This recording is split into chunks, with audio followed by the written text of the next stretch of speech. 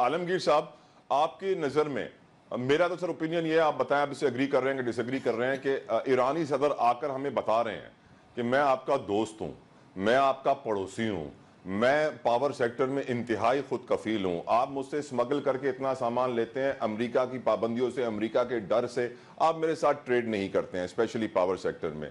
अब वक्त आ गया है कि अब आप अपनी सफ़ें दुरुस्त कर लें और अब आप हमारे साथ ताल्लुकात सही करें ताकि हम आपके मुल्क के सारे पावर सेक्टर के प्रॉब्लम सॉल्व कर दें।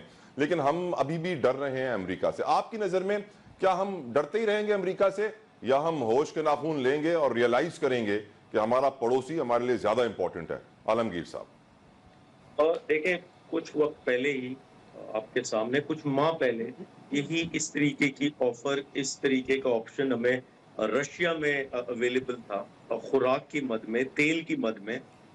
लेकिन हमने बहुत देर की, हम फैसला नहीं कर पा रहे थे। और इंडिया वहां पहुंच गया। इंडिया ने अपनी आवाम को उससे मुस्तफीद किया, सस्ते तेल से।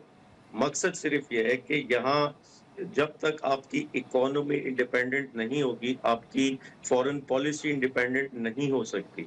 और और फिर आपकी हिस्ट्री ये रही है कि आप जो है वो कभी प्रॉक्सी रहे हैं, या कभी जो है वो आप दूसरों की जंगों में मुलविस रहे। याद रहे, रीजन्स डेवलप करते हैं इकट्ठे, ना कि कोई अकेले एक कंट्री। और यहाँ रीजन में जरूरी है कि हम अपने पड़ोस ममालिक से ताल्लुकात बेहतर रखें। हमारी रीजन में तो सुपर ये नहीं हो पावर्स हैं, सकता कि चाइना भी है, इंडिया भी है। ये नहीं हो सकता कि आप हर तरफ जंग छेड़ दें, हर तरफ माहौल खराब रखें और किसी और के मफाद में खेल रहे हो।